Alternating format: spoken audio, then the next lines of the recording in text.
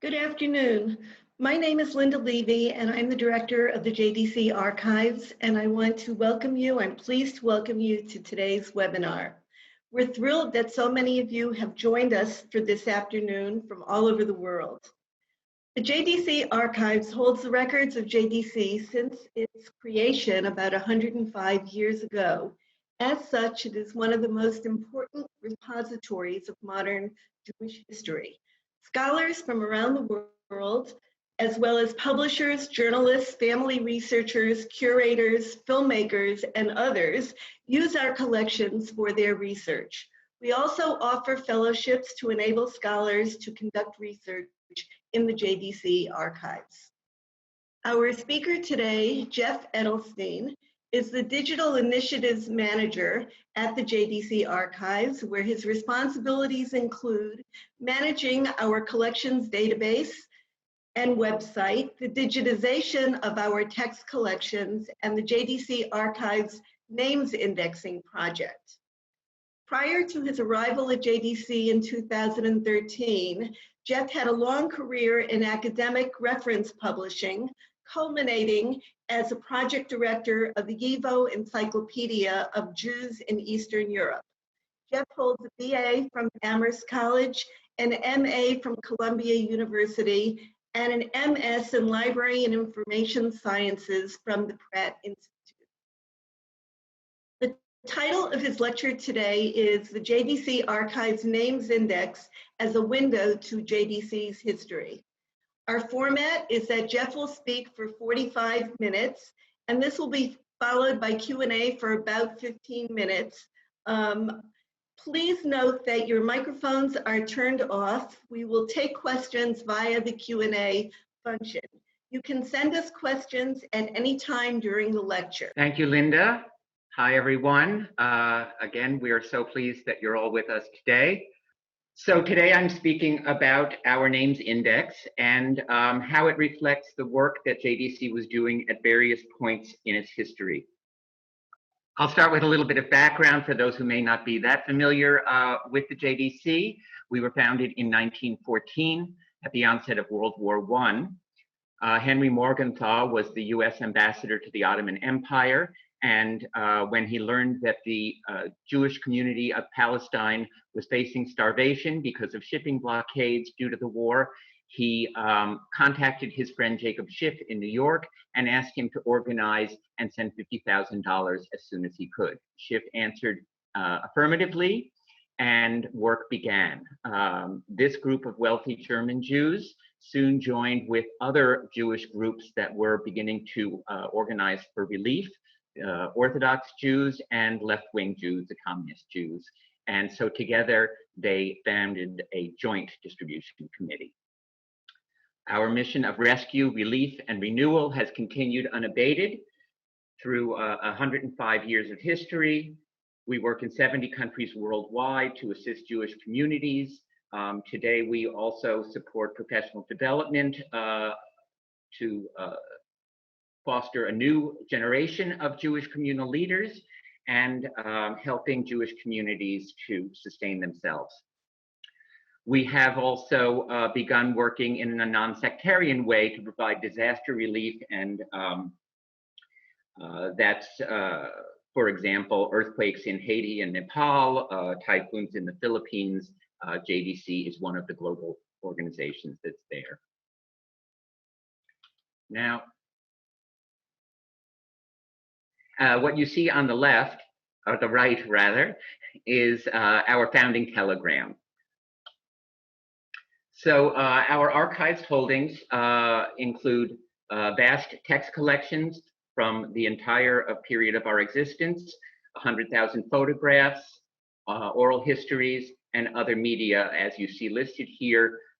We have been digitizing much of this material, over 1.3 million pages of text collections, over 76,000 photographs, and this material is available online via our online collections database.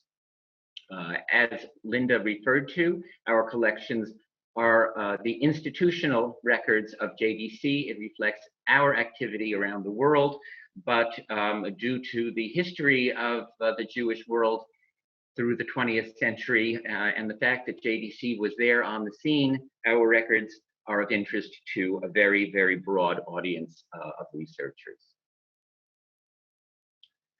The names index is an outgrowth of the digitization of our text collections.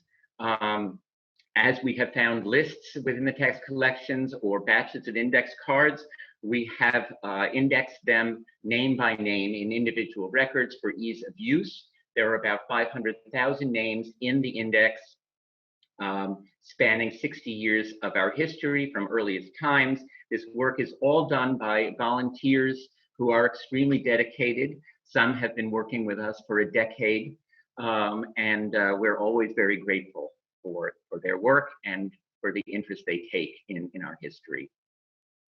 And we have a quick search feature. You don't need to go to a database or do anything special. Right on our home page, you can search for a name. This has become a major resource for genealogists and family researchers, and it is one of the most used features of our site. So the names index includes, the records include the data that has been recorded in the indexing process. So names, birth dates, places of birth, accompanying family members, destinations, and the like. It varies from list to list. And of course, our records also include the image of the document so that you can see it yourself. And it focuses on those assisted by JDC in some way. So we don't have in our collections basic vital records like birth and death records or marriage certificates. You have to go to other genealogical resources for that. And we don't include lists that are not people who were specifically helped by JDC. For example, lists of survivors. Sometimes there are lists of the Jewish residents of various towns. If there's no direct JDC connection, we have not indexed those. So before you begin your search, think about your own family's history and its journey, when they left Europe or elsewhere, and whether it's likely that they were helped by JDC. If not, you will not find records in our database. Just a quick example of the name search. This is the homepage of our website, archives.jdc.org. Right there in the middle of the homepage is a section on the names index with a search window. You can enter a surname or a full name and get results. Unsurprisingly, I searched on my name, and there are almost 150 records of people named Edelstein.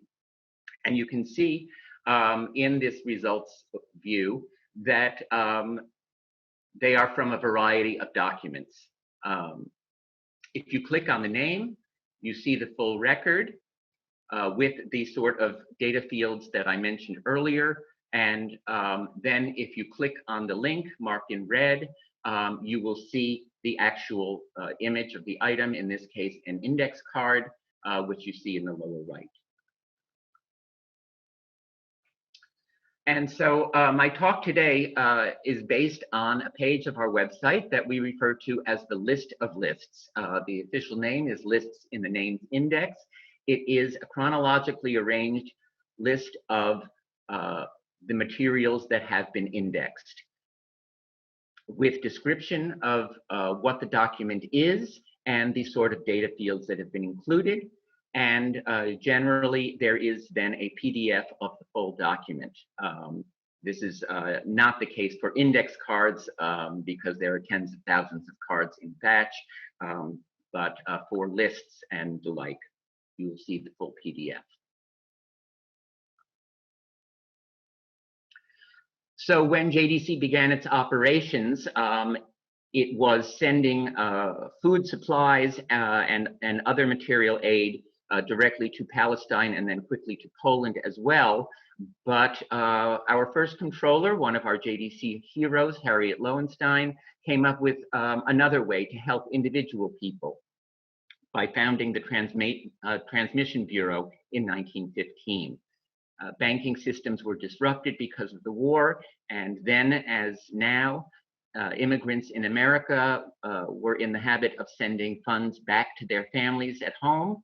and they were unable to do that, increasing the stress on the people affected by the war in Europe. And so JDC created a system where people could deposit funds with JDC in New York and other offices, and JDC would get the funds to the recipients in Europe. Here's an example of one of the pages of remittances to Palestine. These are to people in Jaffa. And you see on the left, the sender, the first one on the page, sending from St. Louis, Missouri, and the amount is in the middle column, and then the recipient on the right. Other material from this early period of World War I and its immediate aftermath includes a number of lists or sets of cards, which are named here on the left, regarding prisoners of war in Siberia. And this set of cards that's illustrated on the right is the prisoner of war in Siberia cards from 1920, is particularly interesting because of the fact that they are handwritten quite beautifully, and also, of course, because they include a photograph of each person. Also, interestingly, you see that this collection was from the work of an auxiliary office of the joint that was based in Vladivostok.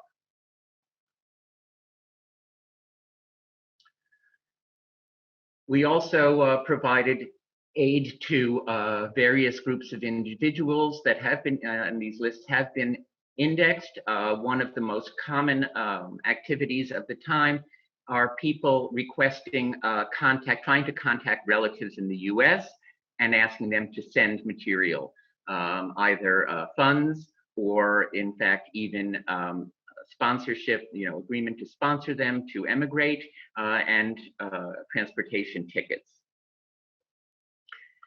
For more information about this early period in more detail, we have an exhibit on our website, A Joint Effort, JDC's Beginnings, 1914 to 21. There is the link. And through the presentation, I will be pointing out a number of other features of our site that you can look at your leisure. So after the immediate post-World War I period, in 1922 to 1938, we see that there are no lists that have been indexed. And this is not because there are no lists in the records, but they are not of the same level of assistance and interest. We haven't done them. They, again, may be brief lists of residents of town. And I would also argue, as is the point of my talk, that in this period, JDC was focused on larger projects, more general projects, Reconstruction after World War I, communal health issues, the restoration of community life and community organizations. Everything had been so disrupted by World War I, and the joint was trying to rebuild Jewish life, particularly in Eastern Europe. We also developed an agricultural program in the Soviet Union after the Russian Revolution. Jews who were more middlemen and middle class were being encouraged to take on a proper role in society by becoming farmers. And in southern Ukraine, we established a number of agricultural colonies to teach people how to farm and other trades related to agriculture. I didn't point it out here, but we have an exhibit specifically on the agro-joint as well, and it even has a few small film clips that are of interest. We focused a lot as well on children. There were more than 100,000 Jewish orphans created by World War I, and we sponsored orphanages, summer camps, children's health issues, and the like. Here we see a photo of a mikveh in Krakow that was rebuilt with joint support, and it was then named after us, in a way, as the American Public Bathhouse. And here are some more photos of these general activities in this time, children's health and summer camps, vocational training here in Romania. This was an interesting approach where the workshop was actually directly attached to a yeshiva, so the yeshiva students could study during the day and also have time to learn a trade. And we continued to work in early Palestine. We see here a shot of an agricultural colony. And again, for this period, well, there are no lists, but what can you find? There's a lot you can find, not in the names index, but in our text collections. So I'll do a couple of examples here. When you go to our database, which you can get to from our main website by following the link in the upper right of the main navigation bar, you will see our quick search page, and we encourage you to go to advanced search to search by a specific collection, and then in this drop-down window marked in red, choose the text collection. And I did something in preparation for this presentation that for some reason I had never done before. I searched on my paternal grandmother's town, Antipol, now in Belarus. You see on the map that it is on the direct line between Pinsk and Brest, and slightly east of Kobrin. So I searched on that and I chose fuzzy search, which you see here marked in green, means that your results will include terms that are within one letter. They may vary by one letter of the spelling that you chose. And with place names, of course, changing from Poland to Ukraine, to from Hungary to Czechoslovakia, it is always good to be able to choose and test a variety of spellings. And here, because I wanted to limit it to a certain collection, I clicked on the magnifying glass icon and chose the 1919 to 21 collection. And I got some results, including a report, and that's the kind of item that we're looking for. And we see on the left that this is a file record. Within the file record are the documents, and you click on the title to go to the record, which you see down in the lower left. You will get to the main screen of the record with the data fields, and to get to the documents, choose the Look Inside tab instead, which you see marked by this dynamic arrow. And then you'll see the documents. In this case, there are only 2 within this folder. If we choose the first one, going over to the right side of the screen, we get to that record, and you see that the PDF of the item is at the bottom. Click on that to open it. Here we see the title page and part of the table of contents. This report is something like 120 pages long, and there are brief reports town by town within the Brest-Litovsk region, one of which is Antipol. And going to that page, we see we've got about a page and a half of information.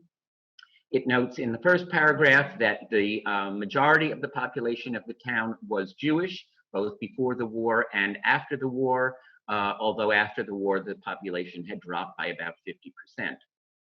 And in the second paragraph, we learn that before the war, Antipol found itself in a very excellent economic condition. The main occupation then was gardening and trading in geese.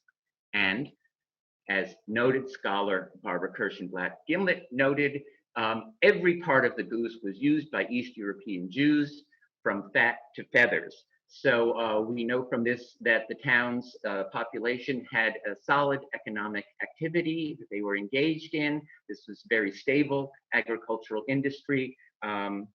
So it sounds like things were going pretty well in Antipol. Then I did another search to show the different type of ways that you can search and things you can try. I searched for items that were particularly referred to in the record as a report. And then I searched within the text, full text search, which is enabled by optical character recognition. You can search within the text of a document. And I somewhat randomly chose the town of Staro-Konstantinov. And here, rather than searching within a specific collection, I chose a date range. Our early collections run 1914 to 18, 1919 to 21, and then the end of 21 to 1932. So here, where I wanted a 5-year span, it would have crossed 3 different collections. So I used the date range instead. And again, you see on the right, I got some results, the second of which is a report. And here, by contrast to the report on Untapol from 1921, here in October of 23, we see that 50% of the population of the town was unemployed, and there had been several pogroms. This was during the turmoil of the Civil War after the Russian Revolution.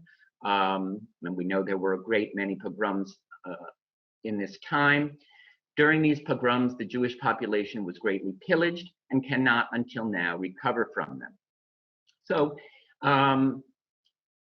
again, even without a specific list of names or your specific family member, if you know that your family emigrated from a town like this around this time, this may give you a clearer sense of the reasons for that emigration.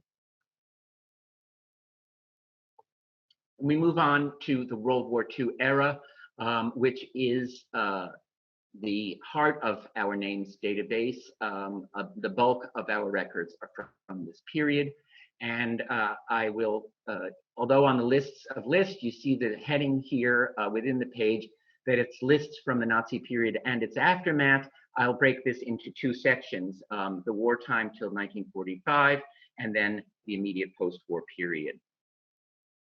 So again, we see the focus shifting from the general reconstruction programs of the interwar period and the communal health issues and general care for children.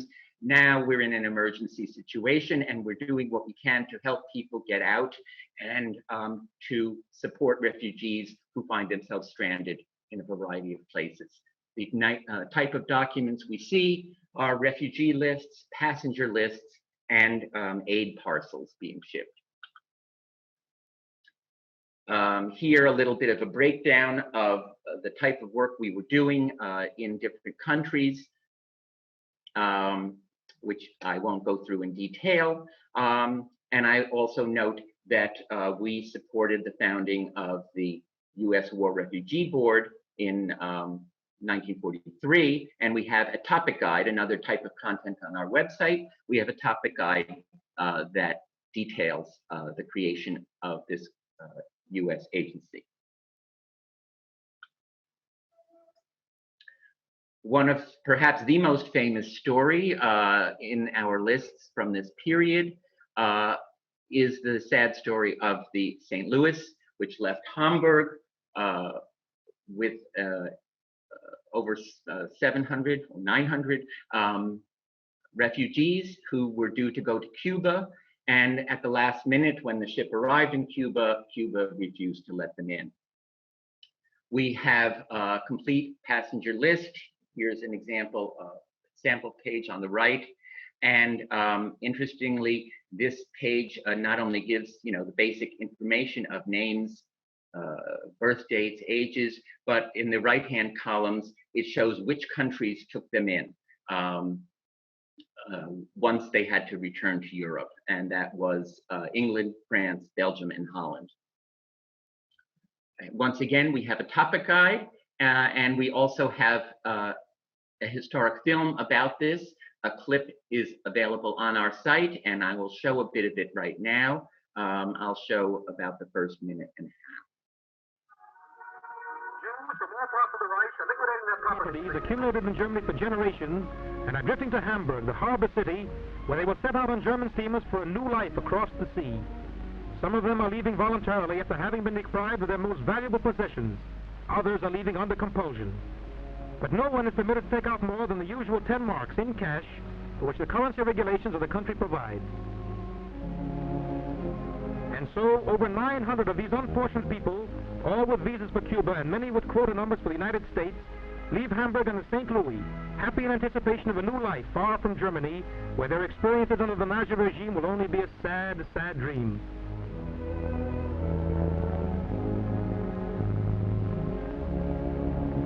their joy when the St. Louis reaches the shores of Cuba.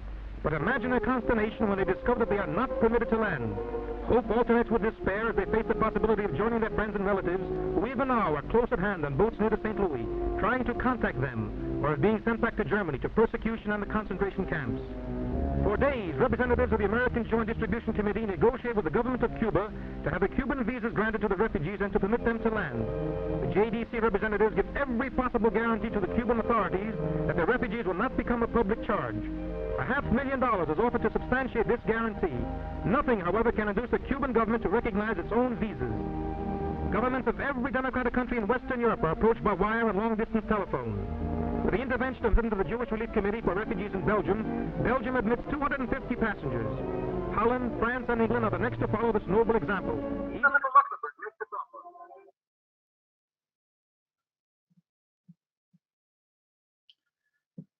And it's a story that gets me every time. We have other passenger lists.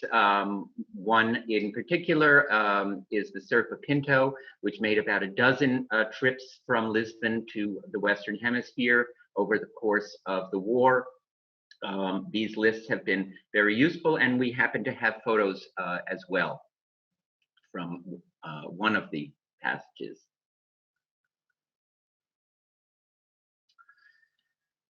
And now we'll turn to a different aspect of our lists and the early years of the war. In 1938, the Germans expelled all Polish Jews who were living and working in Germany. This included children who had been born there, had never been to their hometowns in Poland, and they were forced over the border to this Western Poland town of Spongin, marked here. And although some were able to go farther into Poland in the first few weeks, eventually the Polish government stopped that. And the Jewish community of Spongin which was quite small, was overwhelmed by these thousands of refugees who were stuck there. And what did they do? They did what we still refer to today at the Joint. They called the 911 of the global Jewish community. They picked up the phone and called the Joint in Warsaw and said, "We need help." And so we sent representatives there, and this list is one of the byproducts of that activity. As you see, a very detailed and not easy to read table of refugees with names, dates of birth, places of birth, last city or town in Germany or Austria that they were living in, what their occupation was, and of course, most importantly, whatever name and address information they could provide of relatives in the US or in Latin America who might provide assistance.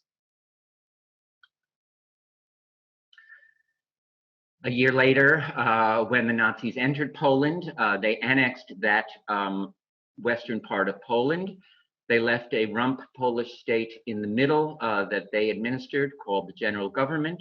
And from 1939 to 1941, the JDC continued to operate in that area. We have the digitized records of our Warsaw office from that period. It's a gold mine of information, in particular because much of the collection is an alphabetically arranged set of files by town, about 500 towns. And again, there is tremendous information and many, many lists with names within those files. Many of them are handwritten, which again, we generally don't index. We make too many mistakes, but I encourage you to search through that collection. And then in the East, the Soviet Union came in to the eastern part of Poland. And so Jews fled to the Soviet Union to Vilna, which had been a Polish city during the interwar period and has a long and storied Jewish history. And about 10,000 refugees wound up in Vilna. You see here a photo of Jews lined up to apply for aid. JDC supported the local relief committees. And we have yet another list of refugees, about 10,000 names, once again, with places of birth and the city from which they had come to Vilna. From Vilna, people continued to flee farther east, a lot farther east. People are familiar with the story now of the Japanese consul Sugihara, who issued many, many visas to Jews in Vilna. Others were able to go as well, even without a Sugihara visa. And in general, at first, they went to Kobe, Japan. And then they also went to Shanghai. Shanghai was an open port. German Jews and Austrian Jews had already been fleeing to Shanghai by the late 1930s. This page is just to give you a sense of our large number of holdings that have all been indexed. There are here about a dozen lists related to Japan and Shanghai from the war period and immediate aftermath. So again, I urge you to explore it. You will see right there in the middle of the page that one group of people that we helped during this time were entire yeshivas that fled en masse, the Mir and Lubavitch yeshivas and others. We supported rabbinical students in Shanghai later on, and we helped them to move on after the war as well. I show this example here. First, the photo on the left. You see some of these rabbinic students studying in Kobe. And on the right, I'm pointing out Itzhak Mendel Gantz, and you can see the link to our blog post below, because this is an example of what happens as we index more and more lists. They start to speak to each other. And the story of Itzhak Mendel Gantz is an example. His name appears on that Vilna refugee list that you just saw. And now here he is in Japan and getting on a ship that's going to get them out. And the ship was going from Kobe to Bombay, and they were headed to Palestine. We're finding more and more of these kinds of stories, and it's always very interesting to us. From Japan, we move on to Shanghai. Jews lived in a neighborhood called Hankou for the most part. Conditions were very crowded. We have a topic guide on this topic as well. And we assisted the entire Jewish community during the war. Food was often scarce. Another of our Hebrew heroes, Laura Margolis, was leading the JDC in Shanghai at that time. And then after the war, we helped them to emigrate. And this went on even after 1949, after the Communist Revolution. Some Jews had still remained for a variety of reasons, and we were helping them get out even until the 1950s. Another route that people took from Vilna and Poland was to go to Soviet Central Asia, particularly clustered around Samarkand. And as you see, very artfully indicated on the map, JDC came up with a way to aid these refugees by establishing a trucking route overland from Tehran and over the border. And so we were able to send parcels, thousands and thousands of parcels during this time. Here is one page of one of the parcels lists. It shows the recipients only. And then working with the Polish government in exile through their embassy in the Soviet Union, we officially sent other relief supplies as well. And as is true even today, this included Passover matzot. So the post-Holocaust period, we got to work right away. even just after the official end of the war. Here we see on the left, June of 45, the war was only a month old, or the end of the war had only happened a month earlier, and children orphans are being brought from Buchenwald to Paris, and then they would be rehabilitated and prepared to go generally to Palestine. This list famously includes the name of a young Romanian teenager who had been in Buchenwald, who we came to know as Elie Wiesel, although his name does not appear that way on this list. He's listed as Lazar Biesen. And once again, many, many packages. Things were scarce even after the war was over. Throughout Western Europe and elsewhere, our Jerusalem office coordinated this effort for the most part and sent packages to people all over Europe. We also were participating in the US care program and sending parcels that way as well. We, of course, played a huge role in the DP camps, assisting and working with the US Army to, again, rehabilitate Jews who had survived and prepare them to move on. We have a topic guide specifically about this and a major exhibit that I especially encourage you to look at. And we have an entire set of World War II era photo galleries that includes many galleries that are specific to particular DP camps. So you can look them up that way. They are listed by country and by camp on our photo galleries page. And then we began helping them to move on and leave Europe. And we have large index card collections. We established our immigration service. The main offices were Munich and Vienna. Again, these were in proximity to the DP camps. And other offices, like our Warsaw office, also had an immigration department. And in all, this is more than 85,000 cards. These cards from the Munich and Vienna and Warsaw offices, we have a set of case file index cards from our Barcelona office. These have been shared with the MyHeritage genealogical site and are just being opened now after a lot of collaboration between us. These are now available or will be within the next week or two on MyHeritage, and they will be available for free. You don't need to have a paid subscription to look at the cards there, but you can come directly to our site as well.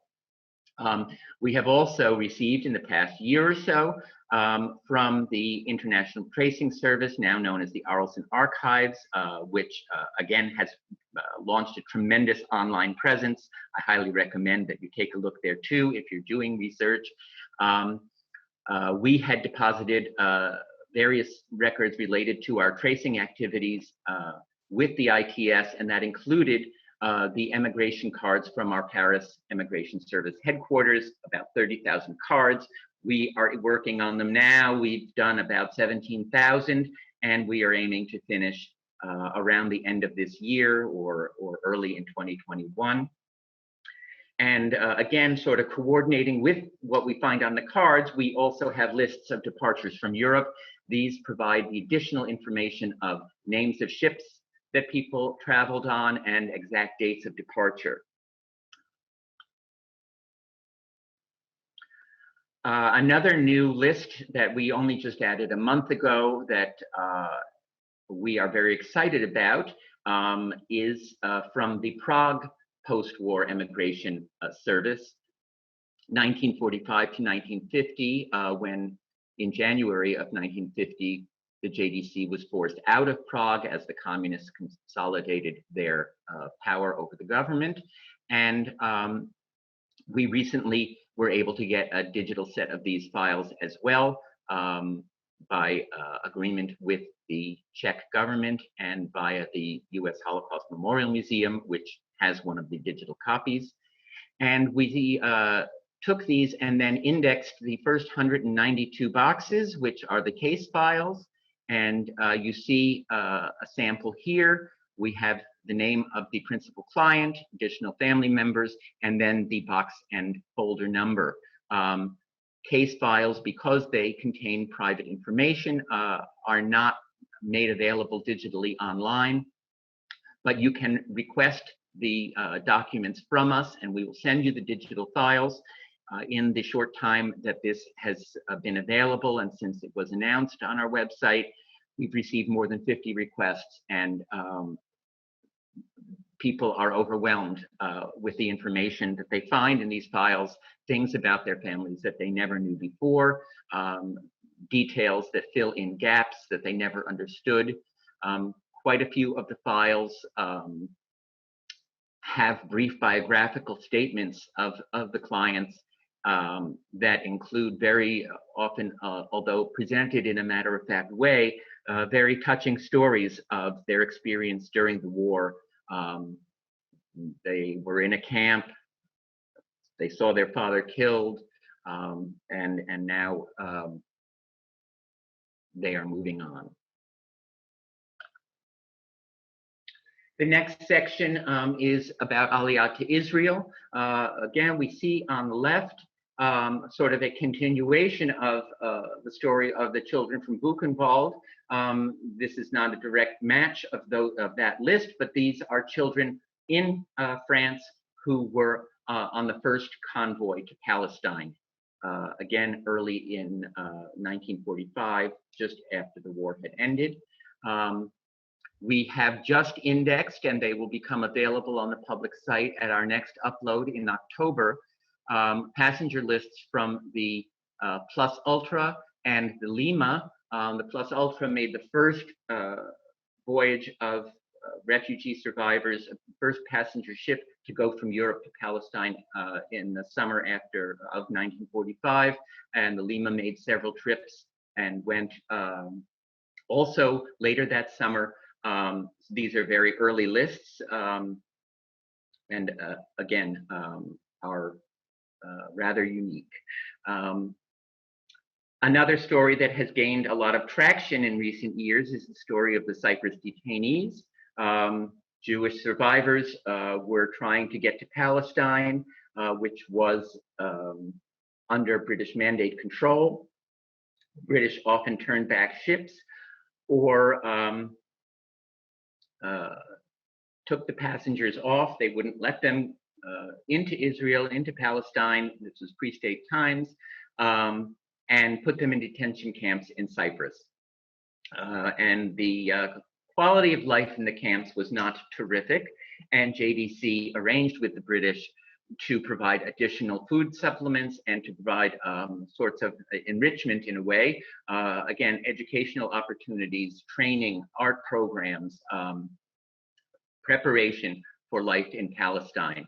And again, although these are not official vital records, this is sort of an exception to our rule about birth records. We do have these birth records, which take the form of weekly memoranda from the British Military Hospital to the Commissioner for Jewish Camps, and it lists the mothers who had given birth with the date of the birth. Of course, the children had not yet been named generally, so we don't have their names, but particularly in Israel in recent years, there has been growing interest by people. There's been trips organized to Cyprus, a lot of stories about that time, and we have these lists as well as also a brand new topic guide released last month about the Cyprus story. Moving away from Europe, we were also active in the Jewish communities of the Muslim world. and one of the first major operations after the founding of the State of Israel, when life for Jews in Arab lands often became untenable, was the Yemenite Airlift, known as Operation Magic Carpet, or sometimes Operation On Eagle's Wings. It brought 49,000 Yemenite Jews to Israel, essentially picking up the entire community, which had been well and firmly established in Yemen for thousands of years, and moving them all to Israel. We have the complete set of lists. This was a massive project from a couple of years ago, and the volunteers and I were all greatly relieved when we managed to complete that work. We have good photo resources from Yemen. We have an interesting audio recording of the head of Alaskan Airlines, from whom we chartered the planes. He was one of the pilots who actually flew, and he describes what it was like. We have film footage as well. And our last group of records is from 1954 onward.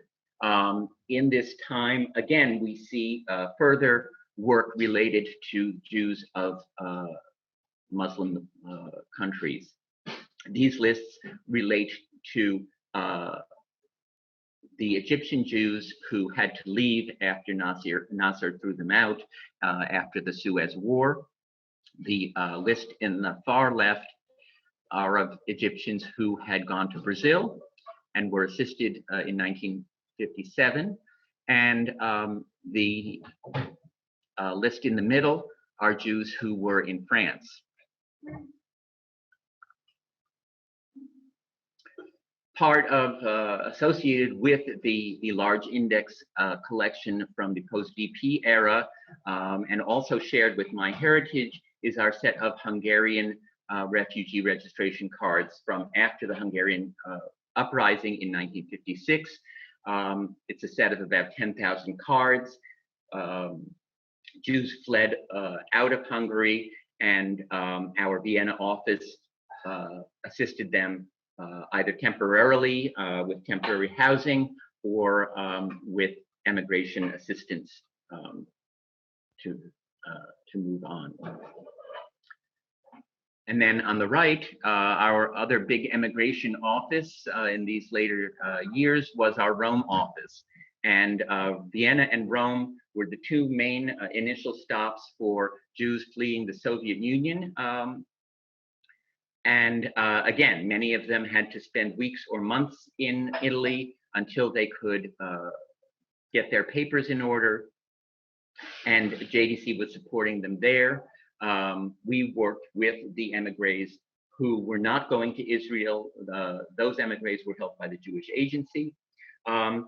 And we had, as is shown here on the right, we had been slowly creating database records with detailed information, working from the case files themselves, looking through all the pages in a file to gather the information and put it into a record. This was going on as a volunteer effort in our Jerusalem office. And we had not made tremendous headway over the years.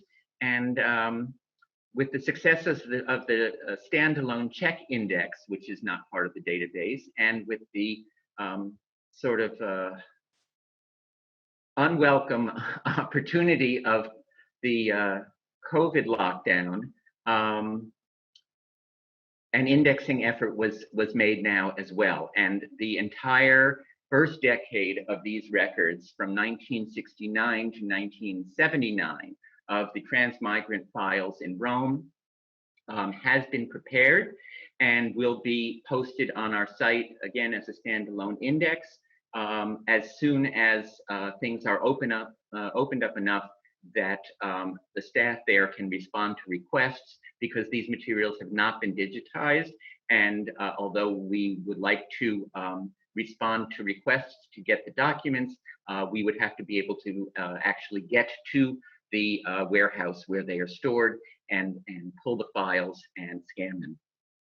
And we hope that will begin to be possible in just a few months. For other activity in this period, I point out another feature of this of our main site. Under the Our Stories section of the site, there are various galleries and features by location, by topic, and by decade. So if you're interested in a particular time period, you can go to the decade section and choose from there. And again, this details assistance to communities in the Muslim countries, the development of the Malben social welfare program in Israel, and immigrant absorption. And here are just some photos showing this, our work in Tunisia in coordination with the Alliance.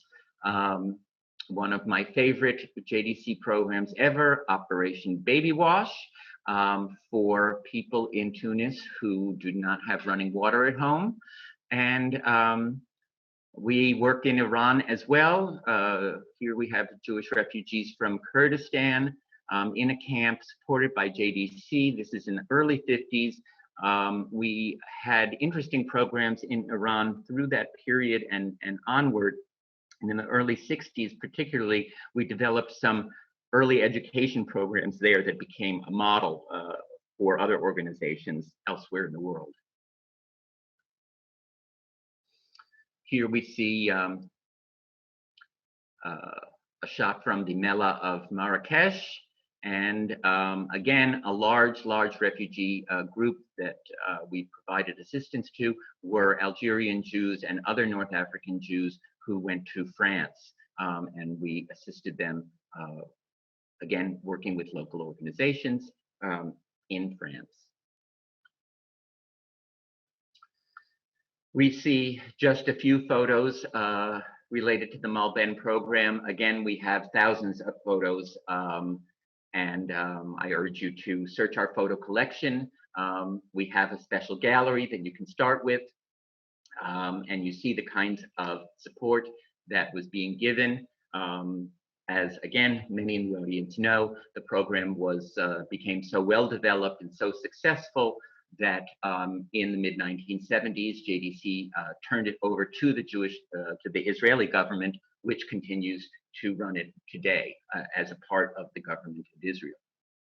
And over on the right, Eleanor Roosevelt visiting the Village for the Blind and looking at some of the handicrafts being produced. I'll end with some more searching tips. Similar to the pages, to the shots that I showed earlier of the text collection search, if you go to our database, there you see across the top the main navigation bar of our website and the direct link to our database. Just click on that or go directly to search.archives.jdc.org and you'll get to the database. Again, the first page you'll be taken to is the quick search page. This searches across all of the databases. It's a very simple search. You can't put in many different facets, but if you search on a place, for example, you will see documents, you will see photos, you will see names database records of people who came from that place all together in one set of results. So for more specialized searching, go to advanced search and then choose your database from the drop-down window. So this shows name search. And why would you do this rather than just using the simple API? And that's because here you can add other search qualifiers like location, especially like a ship name if you know it. This is especially useful for people who have common surnames. If your surname is Goldberg, you're going to get thousands of results. Well, actually you won't, because you only can get a maximum of 500 results in our system. That's all it will show. You want to limit it in some way. So having some other piece of information will be important. And we've seen the text collection page, and I won't go over it all again, but I will once again mention the full text search feature. You can find names that may be mentioned in the run of text of documents, not in a list, not something that would be indexed for the names data bank, but maybe you find some family member mentioned there. And I especially encourage you to look at that little gold label up on the upper left. Please use our text search help feature, which is an FAQ style set of guidelines. And you can look at the video tutorial, which is about 3.5 minutes long, and also shows you some live demonstration of how to do some searches. And I thank you very much. I've run a little bit longer than I had hoped. Here's our contact information. I encourage you to sign up for our quarterly e-newsletter if you don't already receive it. Follow us on social media, and explore our site. Thanks very much. And I will stop sharing my screen, and we will go back to have some Q&A.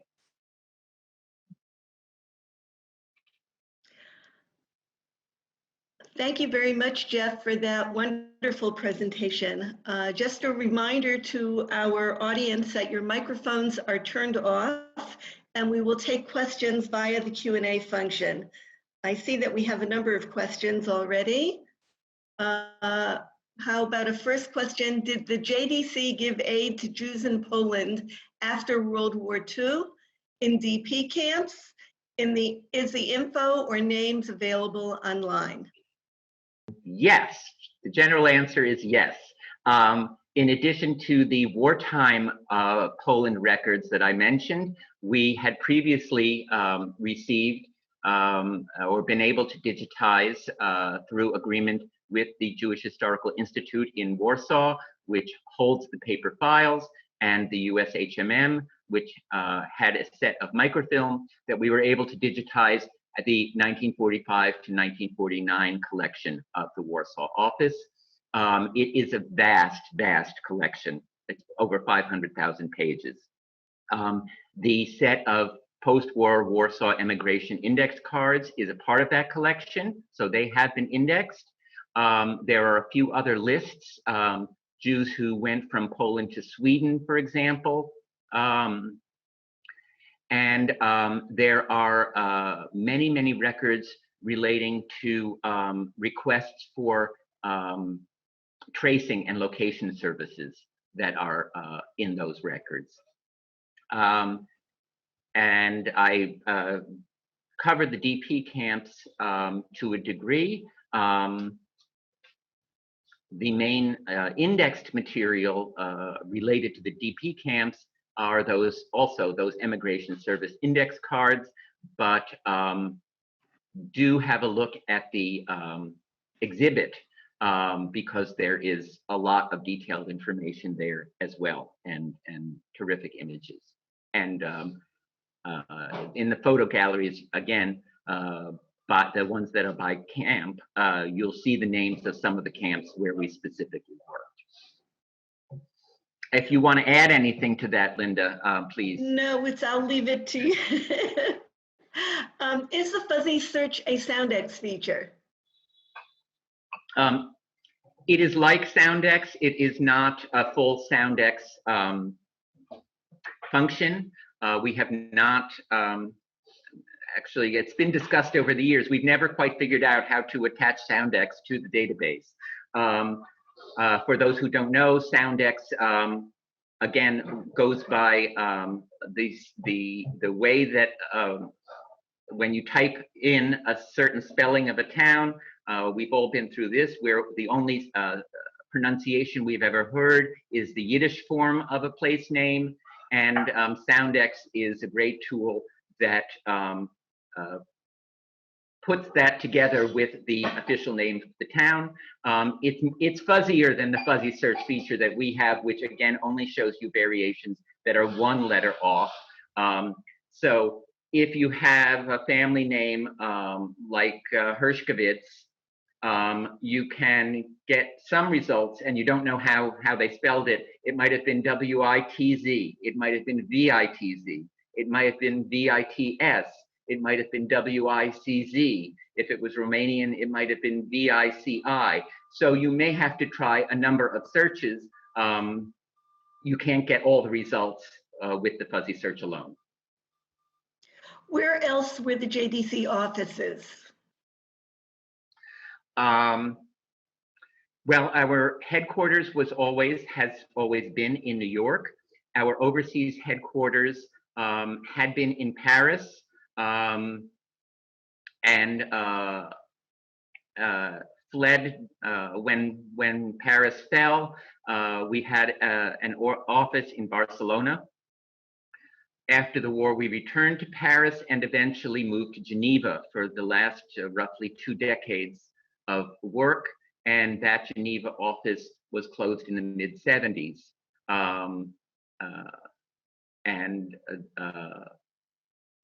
Other more local offices, again, we saw from examples in the cards, Munich, Vienna, Rome. There were offices in Prague, in Salzburg, Warsaw.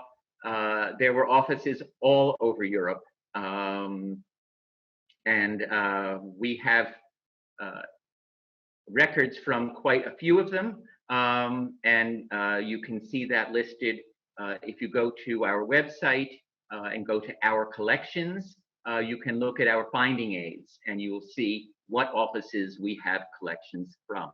But of course, correspondence from local offices to either the European headquarters or the New York headquarters are also included in our text collections. Are there any extant lists or documents of the refugees JDC aided in Istanbul after World War I? I found administrative info in the text archives, but not names of refugees. We have not indexed, and I'm not personally aware of any lists from Istanbul from that period. Yes, you can definitely find some information in our early New York collections. We do also have an Istanbul text collection that starts in the late 30s and runs several decades from there. But no, we have not indexed lists from there.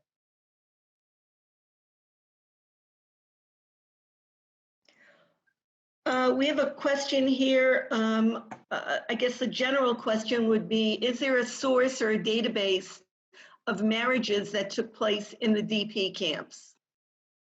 That's a wonderful question. I don't know of one. We don't have anything like that I've ever seen. I wonder if it's possible that USHMM might have some material on this. We do have a wonderful photograph that we love of a double marriage of those who had gone from the DP camps to Norway or Sweden, I forget, Sweden. So yes, marriages were definitely taking place. But we don't have those records. Is there a list of the collections that have been shared with MyHeritage? And what about Ancestry and Family Search? Okay. There isn't a specific list that is on our site, but I can tell you that the materials, they are all index cards. The materials that have been shared with MyHeritage include the following sets of index cards. The largest collection we call the Vienna, Munich, Barcelona collection. And they are the emigration cards from Vienna and Munich, and those case file and index cards to the case files from the Barcelona office. With those, we also shared the post-war Warsaw Emigration Index cards from 1945 to 49, which is when JDC had to leave Poland, one of the times we had to leave Poland, and the Hungarian refugee cards from the mid-50s. We did work with Ancestry many years ago, and they have many of the same materials. They have those Vienna, Munich, Barcelona cards, and they have some records of our transmission, not the transmission, the Transmigration Bureau, which is not the Soviet transmigrant story. It is from an earlier period. They do not have the Hungarian cards or the Warsaw cards. And we have not shared anything with Family Search. We have shared relevant lists, quite a few lists, with IGRA, the Israel Genealogical Research Association, particularly starting with the Yemenite Airlift lists. They translate the names or transliterate the names into Hebrew so that people in Israel who would not be as comfortable or as savvy searching in English are able to search for our records in Hebrew by name, and then the IGRA database record links back to our record where you can see the documents. Similarly, we have shared lists related to Poland with JRI Poland, the Vilna refugee list and the Spungen refugee list, the Warsaw Index cards have all been shared with JRI Poland. Is there any information on JDC personnel or any photos? Like country officers?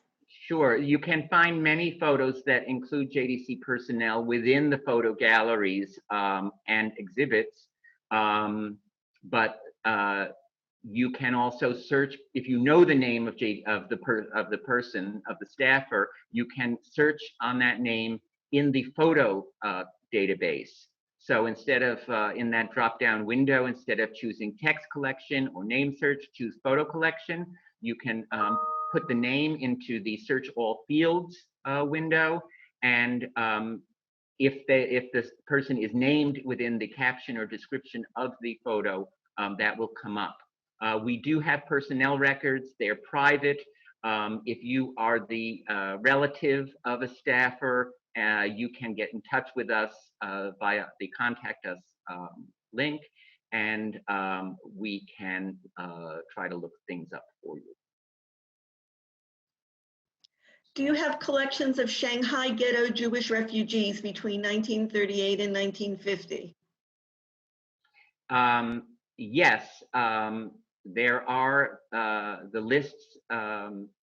If you go to that list of lists page, you'll find the lists that I showed on that slide, those dozen lists from Japan and Shanghai.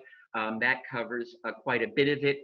And then from the 1950s, we have a complete index set of records to the Shanghai case files. The case files themselves were confiscated and remain in China. No one seems to know where they are. So all we had were the names and the case numbers, but they have been indexed. Are there any records of people who were sent from Poland to Siberia by the Russians during World War II? Not that I am aware of. I think they're just the list of the packages that were sent with some of the addresses. Right, and again, that wasn't so much Siberia as Central Asia.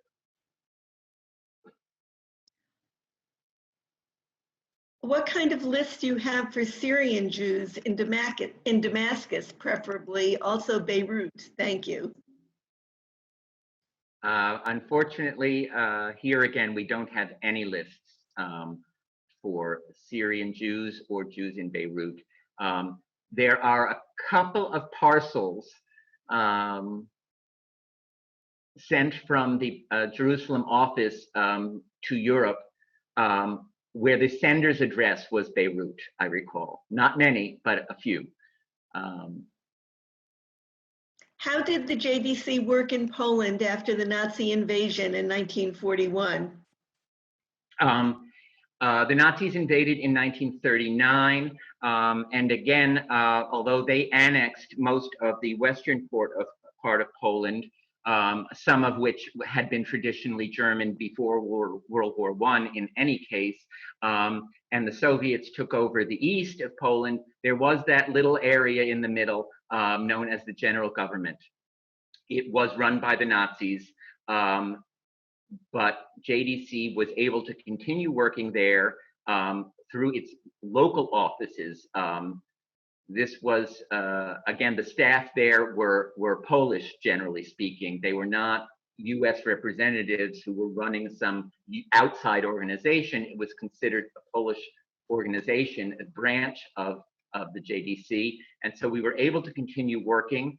And from 1939 to 41, once the US entered the war, however, we had to leave. One of the things that we were able to do was to create, in order to get funding